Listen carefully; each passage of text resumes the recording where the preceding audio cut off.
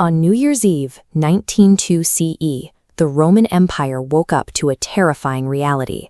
The emperor was dead on the palace floor, and the most powerful state on earth had suddenly plunged into a complete power vacuum. The dead man was Commodus. Instead of governing, he had spent his 12-year reign playing dress-up as Hercules and fighting rigged matches in the Colosseum. By the time assassins finally strangled him, he had completely bankrupted the imperial treasury and replaced the military's sense of duty with an expectation of constant, lavish bribes. The conspirators who organized the hit now faced an immediate crisis. They had an empire to run, zero funds to run it, and an armed, highly entitled Praetorian Guard standing right outside the gates, waiting to get paid.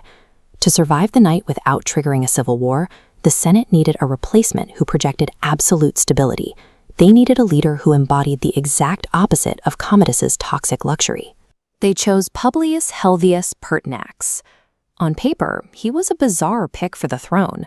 He was a 66-year-old commoner, the son of a freed slave, who had spent the first part of his adult life working a low-paying job as a grammar teacher. But in his mid-30s, tired of the meager teacher salary, Pertinax made a drastic career pivot. He leveraged a political connection to secure a military commission and shipped off to Syria to join the army. He quickly learned that the military didn't care about his academic background. After making the rookie mistake of using the official imperial postal service without proper clearance, the Syrian governor handed down a brutal punishment, forcing Pertinax to walk the entire way to his new command post on foot.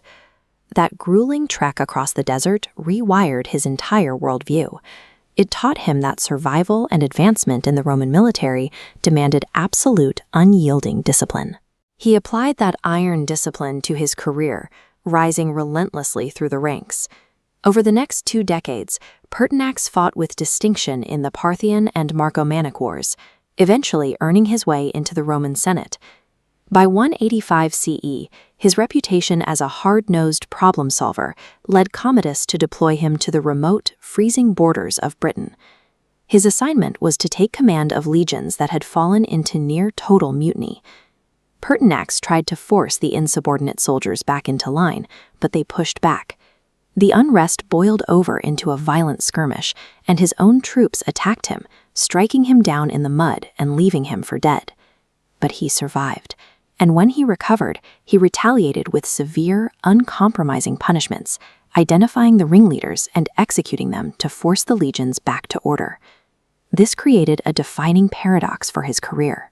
His strict methods successfully saved the integrity of the army, but they made him so deeply hated by the rank-and-file soldiers that he eventually had to petition Rome to let him resign his command. Returning to civilian life in Rome brought its own dangers.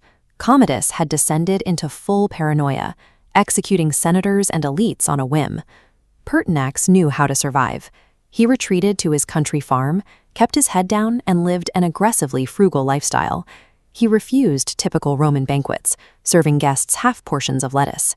He was so committed to avoiding the emperor's attention that when his wife began carrying on an open affair with a lyre player, Pertinax simply ignored it, refusing to cause a public scandal that might get him killed. Through sheer, quiet discipline, he survived the bloodletting. By refusing to participate in the decadence of the era, he inadvertently positioned himself as the safest, most stable candidate for the Senate when Commodus finally fell. Which brings us back to New Year's Eve. When the conspirators arrived at his door, Pertinax assumed they were there to execute him. Instead, they offered him the empire.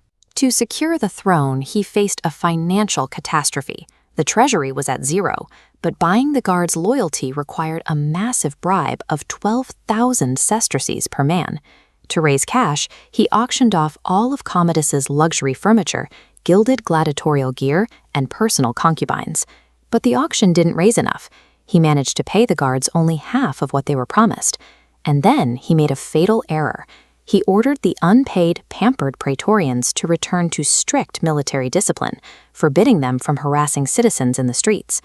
Pertinax treated the Praetorian Guard the exact same way he treated his mutinous soldiers in Britain. He failed to realize that the guards no longer viewed their position as a military duty. They viewed the empire as their own personal extortion racket. On March 28, 193 CE, just 87 days into his reign, the tension snapped. A mob of 300 enraged, heavily armed Praetorian guards stormed the imperial palace, furious over their missing pay and the new restrictions. His advisors begged him to flee, but the 66-year-old veteran refused to run. In a final, stubborn act of defiance, Pertinax stepped out into the hallway to face the armed mob, attempting to use the sheer weight of his authority to command them to stand down. His words fell on deaf ears. A soldier charged forward, hurling a spear and shouting, "The soldiers have sent you this sword." Realizing it was over, Pertinax covered his head with his toga to die with dignity.